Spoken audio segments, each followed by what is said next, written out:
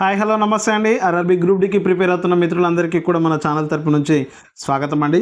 ఈరోజు ఈ వీడియోలో మనం 14 ఆగస్టు రోజు జరిగిన షిఫ్ట్ 1, 2, 3లకు సంబంధించి మన మిత్రులు పంపించిన క్వశ్చన్స్ దాదాపుగా 65+ క్వశ్చన్స్ ఉన్నాయండి. సో అన్నింటినీ కూడా ఈ వీడియోలో పూర్తిగా డిస్కస్ చేద్దామండి. సో దాంతోపాటుగా దాని రిలేటెడ్ మ్యాటర్ ఏదైతే ఉంటుందో దాన్ని కూడా డిస్కస్ చేయడం జరుగుతుంది. కాబట్టి వీడియోని ఎక్కడా కూడా స్కిప్ చేయకుండా చివరి వరకు చూడండి. సో దీనివల్ల మిగిలిన షిఫ్ట్ రాసేవారికి ఆ రిలేటెడ్ టాపిక్ నుంచి క్వశ్చన్ రావడానికి అవకాశం ఉంటుంది. కాబట్టి వాటిని ఒకసారి చాలా జాగ్రత్తగా చూడండి.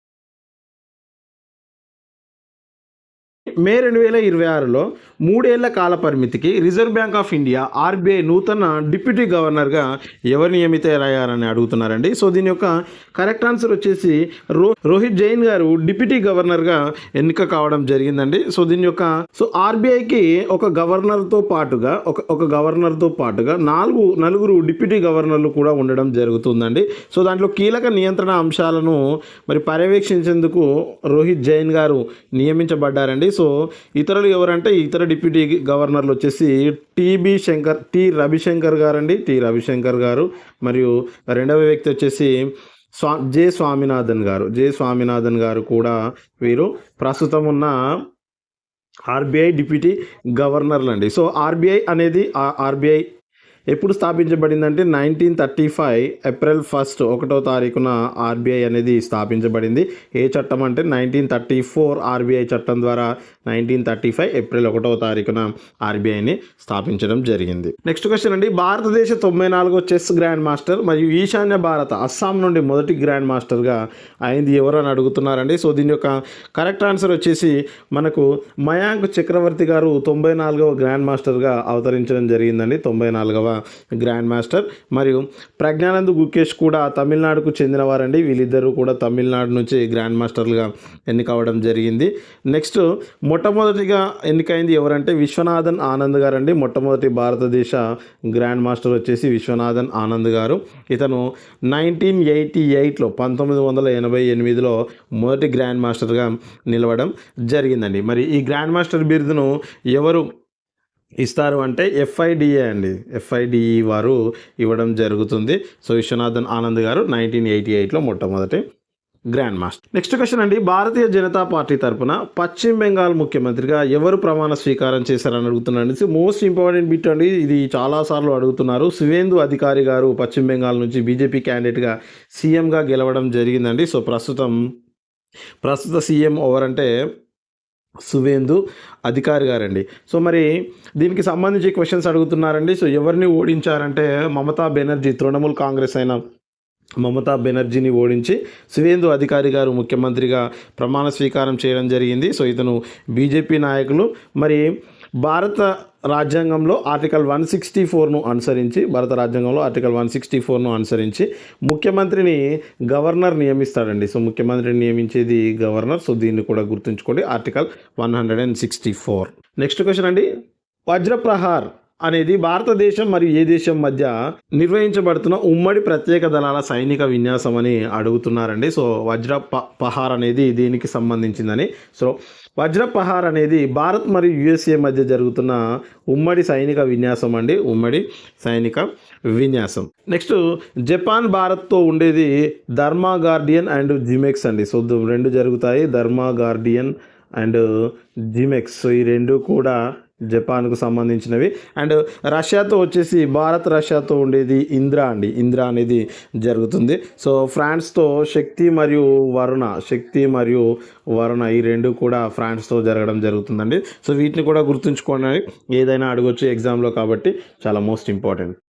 ఓకే అండి, మనము కరెంట్ అఫైర్స్కు సంబంధించి పీడిఎఫ్ను క్రియేట్ చేయడం జరిగిందండి. సో దాదాపుగా ఈ పీడిఎఫ్లో నుంచే 15 క్వశ్చన్స్ వరకు వస్తున్నాయండి. సో ఇప్పటి వరకు రాసిన మన మిత్రులు కూడా చెప్పడం జరుగుతుంది, అన్న పీడిఎఫ్ చాలా ఉపయోగకరంగా ఉందన్న. సో నేను ఇన్ని రోజులు పీడిఎఫ్ చదవలేదు, సో ఈ పీడిఎఫ్ వల్ల నేను మంచి స్కోర్ చేయగలుగుతున్నాను. సో మినిమం 12 మాత్రం గ్యారంటీ వస్తున్నాయన్న నాకు చెప్తున్నారు. సో ఇంకెవరైనా మిత్రులు పీడిఎఫ్ తీసుకునే వాళ్ళు ఉంటే మన పీడిఎఫ్ను తీసుకోవడానికి ట్రై చేయండి. సో దానికి సంబంధించిన ఇండెక్స్ కూడా ఇక్కడ ఇస్తున్నాను. సో ఒకసారి చూసుకోవచ్చు, అవార్డ్స్కు సంబంధించి ఏవేవి ఇండెక్స్ ఉన్నాయనేది. So Padma awards, Laureus award, Oscar awards, Sahitya Akademi awards, Saraswati Samman awards, ఈ విధంగా అవార్డ్స్ అన్ని స్పోర్ట్స్కు సంబంధించి ICC men's T20 world cup, women's T20 world cup, under nineteen Indian premier league, women's premier league, FIFA world cup, Australian open, Wimbledon, winter Olympics, Khelo India games, Khelo tribal games, so ఈ విధంగా స్పోర్ట్స్కి సంబంధించిన current affairs అన్నింటినీ కూడా దీంట్లో పొందుపరచడం జరిగింది. So అదేవిధంగా books and author, Ramsar sites, index and rankings, రాష్ట్రాల ముఖ్యమంత్రులు, సెన్సెస్ 2027 సంబంధించి, ఇండియా ఏఐ సమ్మిట్ అండి, కేంద్ర బడ్జెట్, సదస్సులు, సమావేశాలు, సో ఈ విధంగా చెప్పుకుంటూ పోతే అన్ని ముఖ్యమైన అంశాలు అన్నింటినీ కూడా ఇందులో ఇవ్వడం జరిగిందండి. సో లాస్ట్కి central schemes and state schemes వరకు కూడా ఇవ్వడం జరిగింది. సో ఇంకేమైనా మిస్ అయిన పీడిఎఫ్లను కూడా మన టెలిగ్రామ్లో ఇస్తూనే ఉన్నాను. సో కాబట్టి ఇంకా ఎవరైనా పీడిఎఫ్ తీసుకొని వాళ్ళు ఉంటే ఖచ్చితంగా పీడిఎఫ్ను తీసుకోండి. సో మీరు ఇన్ని రోజుల ప్రిపరేషన్కి దీన్ని కొద్దిగా జత చేయండి, మీకు మంచి స్కోర్ రావడానికి అవకాశం ఉంటుందండి. సో ప్రతి టాపిక్ కూడా వివరంగా విత్ ఎక్స్ప్లెనేషన్తో, డీటెయిల్ ఎక్స్ప్లెనేషన్తో ఉందండి. సో మీరు దానిని ఒకసారి తీసుకొని చూడండి. సో దీనికి సంబంధించిన లింకులన్నీ కూడా మన డిస్క్రిప్షన్లో ఇస్తాను, కామెంట్ సెక్షన్లో కూడా కామెంట్లో పిన్ చేసి పెడతానండి. సో మన యాప్లో అవైలబుల్గా ఉంది, లేదు అంటే నాకు డైరెక్ట్గా టెలిగ్రామ్ కానీ వాట్సాప్ త్రూ కానీ మెసేజ్ చేసినా నేను మీకు డైరెక్ట్గా సెండ్ చేయడం జరుగుతుందండి. సో ఒకసారి చూడండి. నెక్స్ట్ క్వశ్చన్ అండి, urban level amenities in rural areas, గ్రామీణ ప్రాంతాలలో పట్టణ స్థాయి సౌకర్యాలను అందించడానికి ముఖ్యమంత్రి గ్రామోత్తన్ యోజనను ఏ రాష్ట్ర ప్రభుత్వం ప్రారంభించింది అని అడుగుతున్నారండి.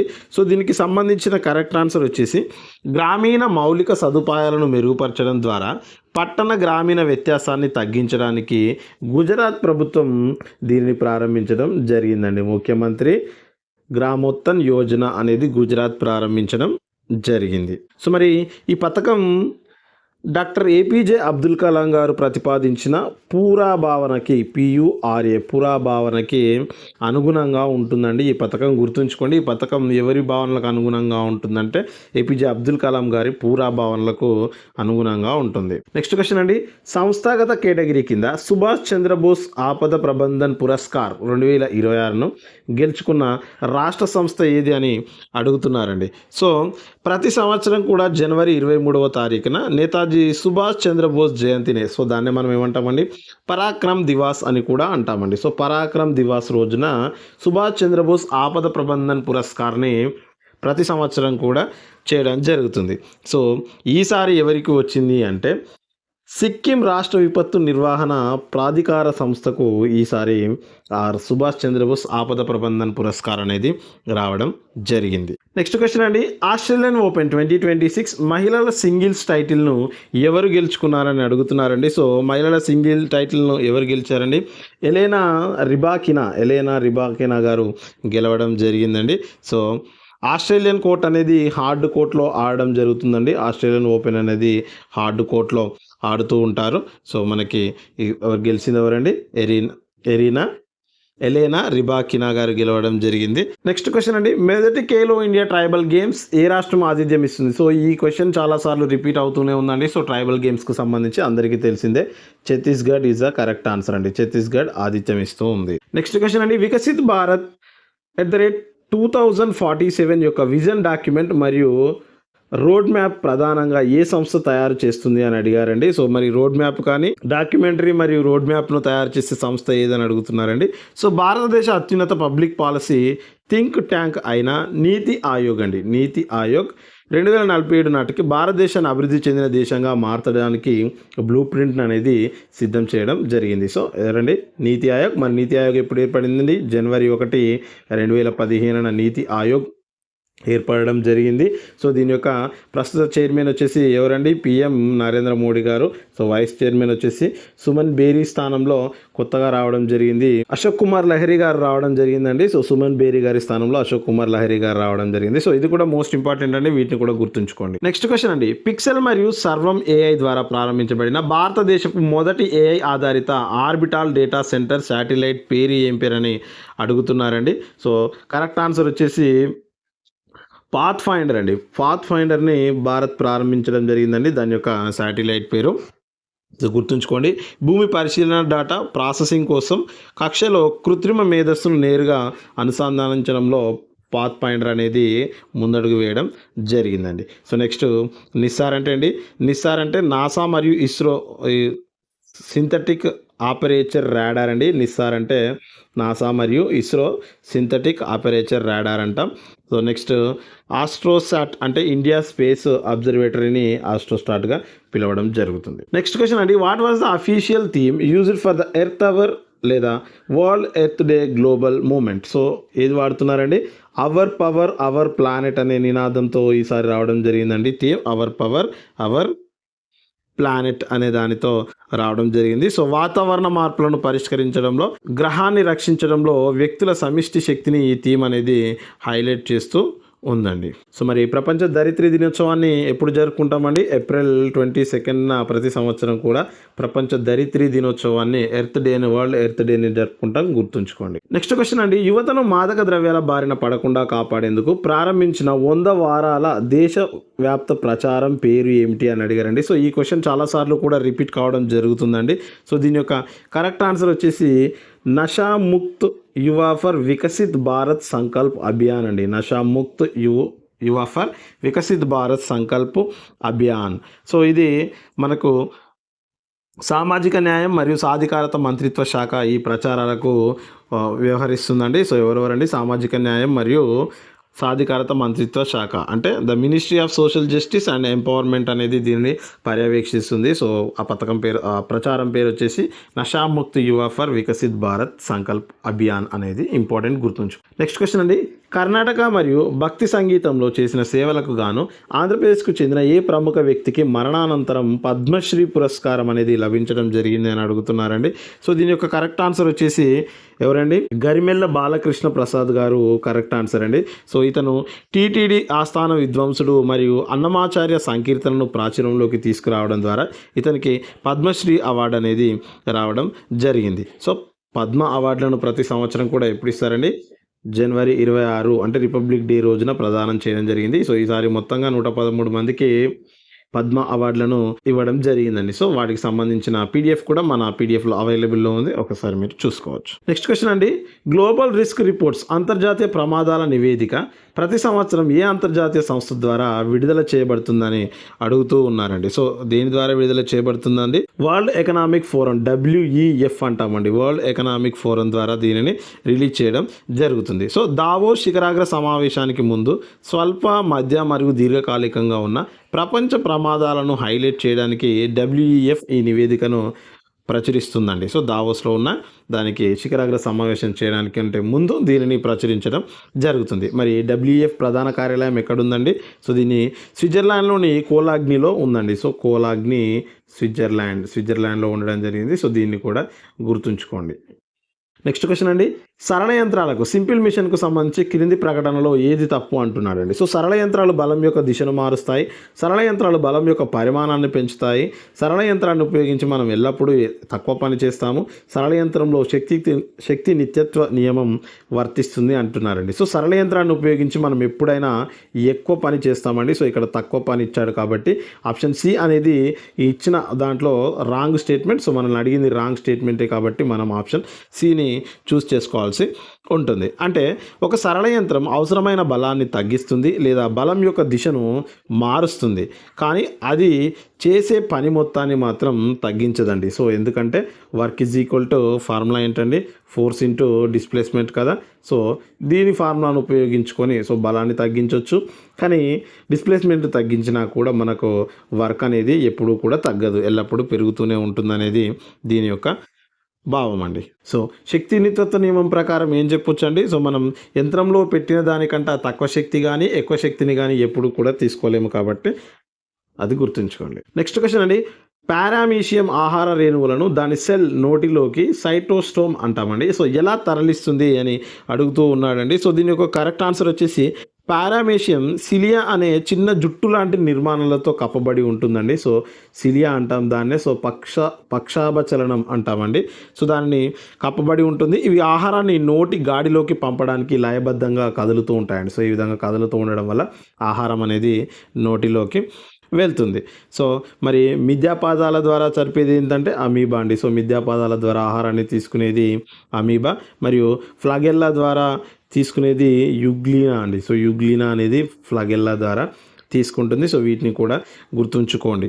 నెక్స్ట్ పారామీషియం అనేది ఏ రాజ్యానికి చెందిందంటే ప్రొటిస్టా రాజ్యానికి చెందిన ఏకకణ జీవి అండి పారామీషియం. సో దీన్ని కూడా గుర్తుంచుకోండి. నెక్స్ట్ క్వశ్చన్ అండి, ఆహార పుంతలలో పై స్థాయిలకు వెళ్ళే కొలది విషపూరిత పదార్థాల గాఢత పెరిగే ప్రక్రియను ఏమంటామండి? సో ఈ క్వశ్చన్ తిప్పి అదే అడుగుతున్నాడండి. సో మనకి ఆహారపు గొలుసుకు సంబంధించి మనకు గడ్డి, మిడత, తర్వాత కప్ప, డేగ ఇచ్చి దీంట్లో ఎక్కువ స్థాయిలో ఉండే రసాయనం ఏది అని అడుగుతున్నాడు. సో డేగా అని చెప్తున్నాం కాబట్టి పై స్థాయిలలో మరి విషపూరితమైన ఉండడాన్ని ఏమంటామని చెప్పుకున్నామండి? బయోమాగ్నిఫికేషన్ అంటాం, జైవిక వర్ధనం అని మనం అప్పుడే చెప్పుకోవడం జరిగింది. సో ఇది కరెక్ట్ ఆన్సర్ అండి. సో మరి ఈగల్స్ మరియు షార్కుల వంటి అగ్రశ్రేణి మాంసాహారాల్లో అత్యధిక టాక్సిన్స్ ఉండటానికి బయోమాగ్నిఫికేషనే కారణం అండి. నెక్స్ట్ క్వశ్చన్ అండి, భారీ వ్యాయామం సమయంలో మానవ కండరాల కణాలలో అవాయు శ్వాసక్రియ ద్వారా ఏమి ఏర్పడుతుంది అని అడుగుతున్నారండి. సో ఎక్కువగా ఎక్సర్సైజ్ చేయడం వల్ల, బాడీ అలసిపోవడం వల్ల ఏది ఏర్పడుతుందండి? సో తీవ్రమైన వ్యాయామం సమయంలో ఆక్సిజన్ సరఫరా అనేది సరిపోదండి. సో దీనివలన గ్లూకోజ్ అనేది లాక్టిక్ యాసిడ్ మరియు తక్కువ మొత్తంలో శక్తిగా మారుతుంది. సో గ్లూకోజ్ అనేది దేనిలాగా మారుతుంది? లాక్టిక్ యాసిడ్గా మరియు కొంత ఎనర్జీగా మారి మనకు కావాల్సింది ఇస్తుంది. సో లాక్టిక్ యాసిడ్ పేరుకుపోవడం వల్ల కండరాల తిమ్మిరి అనేది వస్తుందండి. సో కండరాలు అలసిపోయినట్లు అయ్యి ఎక్కువ యాక్టివ్గా ఉండలేము. సో మరి ఇథనాల్ మరియు కార్బన్ డైఆక్సైడ్ ఎందులో ఏర్పడుతుందండి? సో కిణ్వన ప్రక్రియ అంటామండి. అది కిణ్వన ప్రక్రియలో ఏర్పడడం జరుగుతుంది. సో వీటిని గుర్తుంచుకోండి.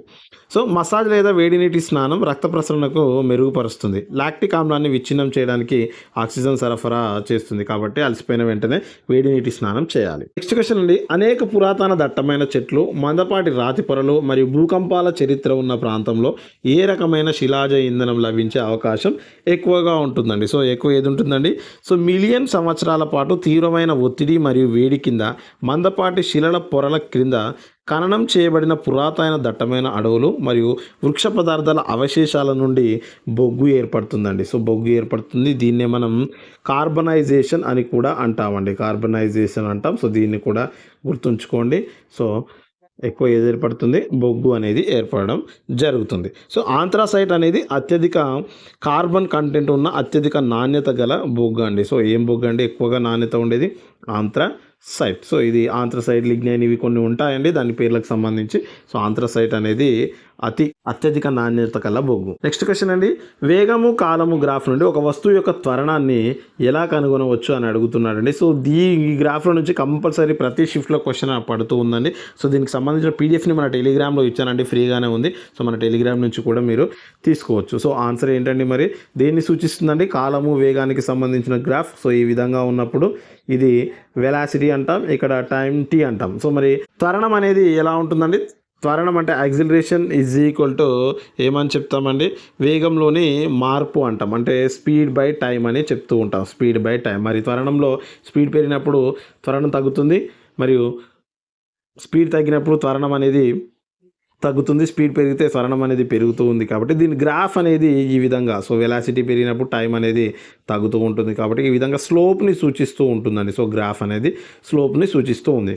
మరి సమత్వరణంతో వెళ్తున్నప్పుడు ఇది టీ యాక్సిస్కి, అంటే టీ అంటే టైం అనే యాక్సిస్కి సమాంతరంగా ఉంటుంది. సో ఈ రెండింటిని కూడా గుర్తుంచుకోండి. కంపల్సరీ మోస్ట్ ఇంపార్టెంట్ బిట్ ఇది. సో గ్రాఫ్ యొక్క వాల్ను అనేది అది సూచిస్తూ ఉంటుంది. నెక్స్ట్ క్వశ్చన్ అండి, మెగ్నీషియం ఆక్సైడ్ MgOలో ఆక్సిజన్ యొక్క సంయోజకత ఎంత అని అడుగుతున్నాడండి. సో సంయోజకత ఎంత అంటున్నాడు. సో మరి ఆక్సిజన్ యొక్క పరమాణు సంఖ్య ఎంత అండి? 8. సో ఆక్సిజన్ యొక్క పరమాణు సంఖ్య 8. సో మరి దీంట్లో ఎలక్ట్రాన్స్ ఏ విధంగా ఉంటాయండి? మొదటి ఆర్బిటాల్లో 2, అంటే S ఆర్బిటాల్లో 2 మరియు P ఆర్బిటాల్లో 6 ఉండడం జరుగుతుంది. దానికి సంబంధించి అదేవిధంగా యాక్టేట్ను పూర్తి చేయడానికి దీనికి ఇంకా ఎన్ని ఎలక్ట్రాన్లు అవసరం అండి? సో అవుటర్ మోస్ట్ ఆర్బిటల్లో 6 ఎలక్ట్రాన్స్ ఉన్నాయంటే దీని స్థిరత్వం పొందడానికి ఇంకా 2 ఎలక్ట్రాన్స్ అనేవి దీనికి అవసరం. అంటే 2 ఎలక్ట్రాన్లను గ్రహించాలి.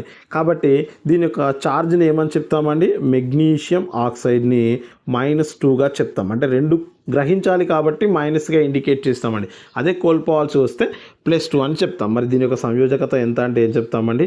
2 అని చెప్తూ ఉంటాం. 2. నెక్స్ట్ క్వశ్చన్ అండి, పోషక చక్రంలో చనిపోయిన జంతువులను నేరుగా తినే జంతువులను ఏమంటారు అని అడుగుతున్నారండి. సో పోషక చక్రంలో చనిపోయిన జంతువులను నేరుగా తినే జంతువులను ఏమంటామండి? స్కావెంజర్లు అంటామండి. సో గద్దలు, నక్కలు, కాకులు ఇవన్నీ కూడా స్కావెంజర్ జాతికి సంబంధించినవే అండి. సో ఇవి చనిపోయిన మృతదేహాల పైన ఉంటూ వీటిని శుభ్రం చేస్తూ ఉంటాయండి. సో ఇవి పర్యావరణాన్ని శుభ్రంగా ఉంచడంలో సహాయపడతాయి కాబట్టి వీటిని మనం స్కావెంజర్లు అని అంటామండి.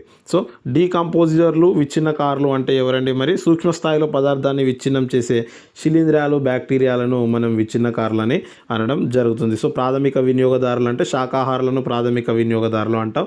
ఉత్పత్తిదారులు అంటే ఆహారాన్ని ఉత్పత్తి చేసేవి మొక్కలు, గడ్డి వీటన్నిటిని కూడా ఉత్పత్తిదారులుగా పిలవడం జరుగుతుందండి. సో మోస్ట్ ఇంపార్టెంట్ బిట్లు ఇవన్నీ కూడా గుర్తుంది. ట్రాన్స్పరెంట్ ఇంటర్నేషనల్ విడుదల చేసిన కరప్షన్ పర్సెప్షన్స్ ఇండెక్స్ అవినీతి అవగాహన సూచికలో 2025లో భారతదేశం యొక్క ర్యాంక్ ఎంత అని అడుగుతూ ఉన్నారండి. సో ఎంత ర్యాంక్ అండి అవినీతి ఇండెక్స్లో? సో భారత్ అనేది 91వ ప్లేస్లో ఉండడం జరిగిందండి. 91 ప్లేస్ అనేది భారత్ ప్లేస్. సో 91వ స్థానంలో ఉండడం జరిగింది. సో అవినీతి అవగాహన సూచిక అనేది 180 దేశాలకు గాను భారత్ అనేది 91వ స్థానంలో ఉంది అండి. సో దీనికి సంబంధించి మనకి ఎవరిస్తారంటే సిపిఐ అండి. సో కరప్షన్ ప్రికాషన్స్ ఇండెక్స్ అంటాం. సో దానికి సంబంధించి ర్యాంకులను ఇస్తూ ఉంటారు. సో మనకి గత స్థానం వచ్చేసి 85వ ర్యాంక్లో ఉందండి. పాస్ట్లో అంటే 2024లో 85వ స్థానంలో ఉండడం జరిగింది. ఇక్కడ 91వ స్థానంలో ఉంది. సిపిఐ నుంచి 0 నుంచి 100 పాయింట్స్ స్కేల్ అనేది ఉంటుందండి. సో 0 వచ్చిన వారు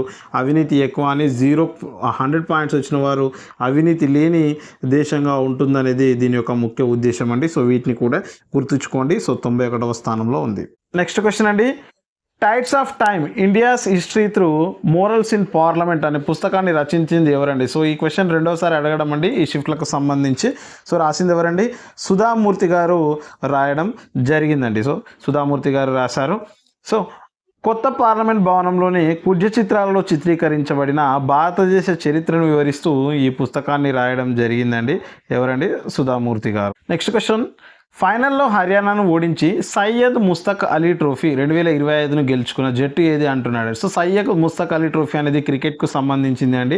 సో ఇది ఫైనల్లో హర్యానా వర్సెస్ జార్ఖండ్ జరగగా జార్ఖండ్ అనేది విజయం సాధించి ఆ ట్రోఫీని కైవసం చేసుకుంది. సో రన్నర్అప్గా మనకు హర్యానా అనేది రన్నర్అప్గా రావడం జరిగింది అండి. నెక్స్ట్ క్వశ్చన్ అండి, సంస్థాగత విభాగంలో 2026 సంవత్సరానికి గాను సుభాష్ చంద్రబోస్ విపత్తు నిర్వహణ పురస్కారానికి ఏ రాష్ట్ర అథారిటీ ఎంపికైందనే క్వశ్చన్ అడిగారండి. సో ఇది మనకు ప్రీవియస్ షిఫ్ట్లలో కూడా అడగడం జరిగిందండి. సో ఎవరికి వచ్చిందండి? సిక్కిం రాష్ట్ర విపత్తు నిర్వహణ అథారిటీకి రావడం జరిగిందండి. సో ఇది చాలా ఇంపార్టెంట్ అండి. నెక్స్ట్ క్వశ్చన్ అండి, భారత ప్రభుత్వం ప్రారంభించిన మార్కెట్ యాక్సెస్ సపోర్ట్ MAS పథకం యొక్క ముఖ్య ఉద్దేశం ఏమిటి అని అడుగుతూ ఉన్నారండి. సో ఏంటంటే ముఖ్య ఉద్దేశం? సో దీని యొక్క ముఖ్య ఉద్దేశం ఏంటంటే భారతీయ ఎగుమతిదారులు మరియు MSMEలకు ప్రపంచ మార్కెట్లో ప్రవేశం కల్పించడం అనేది దీని యొక్క ముఖ్య ఉద్దేశం అండి. నెక్స్ట్ క్వశ్చన్ అండి, సూర్యుడి నుండి విడుదలయ్యే కరోనల్ మాస్ ఇంజెక్షన్ CME చంద్రుడిని తాకడాన్ని మొదటిసారిగా ప్రత్యక్షంగా నమోదు చేసింది ఏది అని అడుగుతున్నారండి. సో ఏదండి CMEని తాకడాన్ని మొదటగా నమోదు చేసింది ఎవరు అంటే చంద్రయాన్-2 అండి. చంద్రయాన్-2 లూనార్ ఆర్బిటర్ అనేది ఇది రికార్డ్ చేయడం జరిగింది. సో L1 అనేది భారతదేశ సౌర మిషన్ అండి. L1 అనేది భారతదేశం యొక్క సౌర మిషన్. నెక్స్ట్ క్వశ్చన్ అండి, దుబాయ్ UAEలో జరిగిన వరల్డ్ గవర్నమెంట్ సమ్మిట్ 2026 యొక్క ప్రధాన థీమ్ ఏమిటి అని అడుగుతున్నారండి. సో ఏంటండి? షేపింగ్ ఫ్యూచర్ గవర్నమెంట్స్ అనేది దాని యొక్క గవర్నమెంట్ సమ్మిట్ యొక్క ప్రధాన థీమ్ అండి. నెక్స్ట్ క్వశ్చన్ అండి, భారత వైమానిక దళం ఎక్సైజ్ వాయుశక్తిని విన్యాసాలను ఎక్కడ నిర్వహించింది అని అడుగుతున్నారండి. సో ఎక్సైజ్ వాయుశక్తి విన్యాసాలకు సంబంధించి IAF పోఖ్రాన్లో పగలు మరియు రాత్రి సమయంలో తన పూర్తి స్థాయి పోరాట మరియు ఫైరింగ్ సామర్థ్యాలను ప్రదర్శించింది. సో ఎక్కడండి? పోఖ్రాన్ ఫైరింగ్ రేంజ్ జైసల్మీర్లో దానిని ప్రకటించడం జరిగింది అండి. నెక్స్ట్ క్వశ్చన్ అండి, 24వ national junior under twenty federation cup athletics championship 2026కు ఆతిథ్యం ఇచ్చిన రాష్ట్రం ఏది అని అడుగుతున్నారండి. సో ఏదండి ఆతిథ్యం ఇచ్చిన రాష్ట్రం? కర్ణాటక అండి. కర్ణాటక. సో యువ ప్రతిభను ప్రోత్సహించుటకు మరియు గుర్తించడానికి కర్ణాటక ఈ జాతీయ అథ్లెటిక్ ఈవెంట్కు ఆతిథ్యం అనేది ఇవ్వడం జరిగింది. సో ఈ జూనియర్ ఛాంపియన్షిప్లో అంతర్జాతీయ అండర్-20 అథ్లెట్ ఈవెంట్ల ఎంపిక ట్రయల్గా పనిచేస్తుంది. అండర్ 20 ఇయర్స్ ఉన్న లోపు వారికి దీన్ని ఎంపిక ట్రయల్గా పనిచేస్తుంది. నెక్స్ట్ క్వశ్చన్ అండి, bastard the cat goddess trilogy part 1 the beginning నవల రచయిత ఎవరు అని అడుగుతున్నారండి.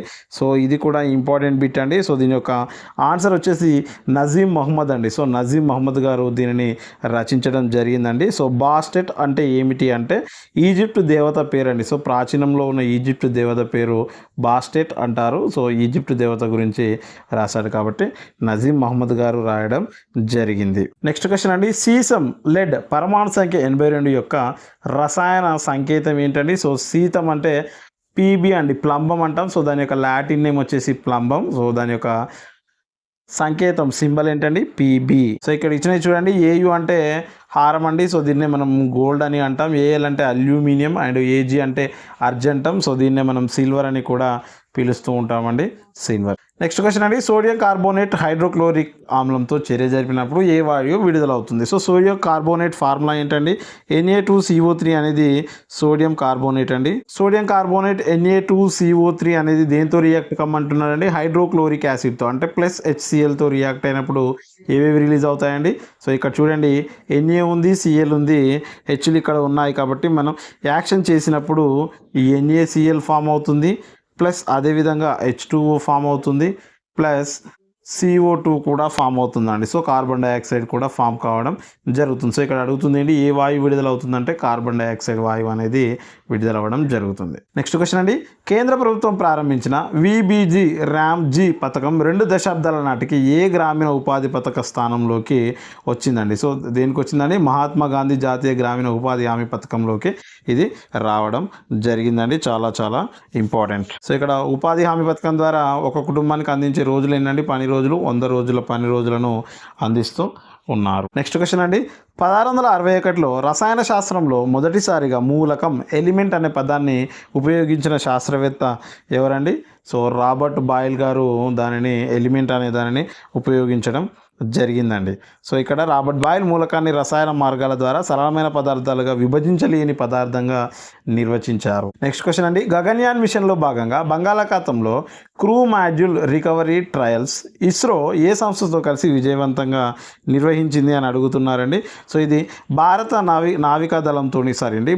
నౌకాదళంతో కలిపి నిర్వహించడం జరిగిందండి. సో గగన్యాన్ అనేది భారతదేశపు మొదటి మానవ అంతరిక్ష కార్యక్రమం అండి, మొదటి మానవ అంతరిక్ష కార్యక్రమం. నెక్స్ట్ క్వశ్చన్ అండి, సోడియం బైకార్బోనేట్ NaHCO3 హైడ్రోక్లోరిక్ యాసిడ్తో చర్య జరిపినప్పుడు ఏ ఉత్పన్నాలు ఏర్పడతాయండి? So NaHCO3 is reacted with HCl. It gives rise to ఏమేమి ఫామ్ అవుతున్నాయో చూడండి. ఒకసారి మీరు అబ్జర్వ్ చేసినట్లయితే Na ఉంది, HCO3, HCl ఉందండి. సో ఏమేమి ఫామ్ అవుతాయండి? NaCl ఫామ్ అవుతుంది, ప్లస్ H2O ఫామ్ అవుతుంది, ప్లస్ CO2 కూడా ఫామ్ అవుతుందండి. సో సోడియం బైకార్బోనేట్ నుండి HCl రియాక్ట్ అయితే NaCl, H2O, CO2 అనేది రావడం జరుగుతుంది. Option B is the correct answer. Next question అండి, 1057 కోట్ల అంచనా వ్యయంతో కొత్త కోట బూందీ గ్రీన్ఫీల్డ్ విమానాశ్రయ నిర్మాణానికి ఏ రాష్ట్రంలో ఆమోదం లభించింది అని అడుగుతున్నారండి. సో ఎక్కడ ఉందండి? కనెక్టివిటీని మెరుగుపరచడానికి రాజస్థాన్లోని కోటా బూందీ ప్రాంతంలో ఈ విమానాశ్రయం అనేది నిర్మించడం జరుగుతుందండి. సో ఎక్కడ ఉందండి? కోటా బూందీ రాజస్థాన్లో ఉండడం జరిగింది.